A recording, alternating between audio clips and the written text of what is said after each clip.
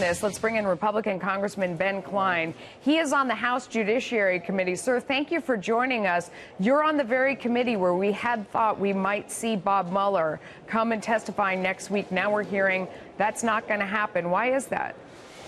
I'm not sure, and I'm anxious to find out why. It sounds to me like those who were involved in the Steele dossier and the FISA warrants are running scared, and that's why you're seeing them come forward with a lot of public explanation about how they were by the book. And I think that the Attorney General is on the right track. He's looking into exactly what happened with this Steele dossier and why it actually resulted in that FISA warrant. So are you linking the appearance of Bob Mueller to the new information that we're getting about the Steele dossier and you know, whether or not who knew what about it before it was presented to the FISA court? You think that's why Bob Mueller's not coming to testify before you next week?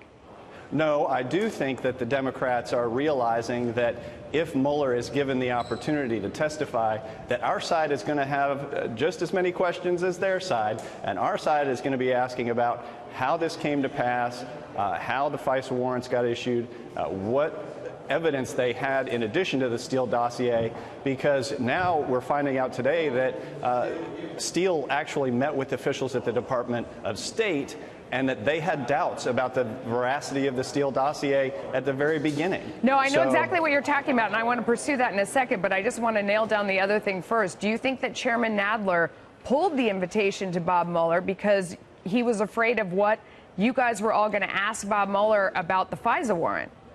I do. I don't. You'd have to ask the chairman that to confirm, but I think that there's a lot more than just the Mueller report that is going to be talked about when Bob Mueller testifies. Okay, so obviously one of the things that you're referring to is this blockbuster story that was in The Hill, where the then Deputy Assistant Secretary of State made a contemporaneous memo and shared it, saying that you know, she didn't find Steele credible at all, that he had basic facts wrong, including the fact when she was talking about, you know, Russia doing hacking and recruiting in the U.S., he had referred to them doing it out of Russia's consulate in Miami, and she notes there is no consulate in Miami. So his very basic facts that were checkable and anyone could find on Google, you know, were wrong. And so she had raised a red flag about him.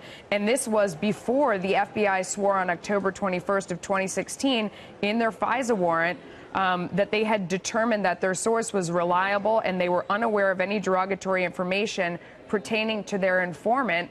That would not be true because she herself says she wrote this memo before that date saying that he was not credible. Is that one of the things that you want to ask about? Absolutely, and that's a bombshell. When you have Comey talking about how the information in the Steele dossier was firm and that they had absolute veracity of all of their information to go before the FISA court, that's proving to be false, because what you heard was that the State Department employee actually notified the FBI of her findings. And so you have a real conflict there, okay, and that's going to be interesting to pursue. Congressman, we look forward to seeing that. Hopefully it will be televised. Thank you. Thanks for joining us today. We appreciate it.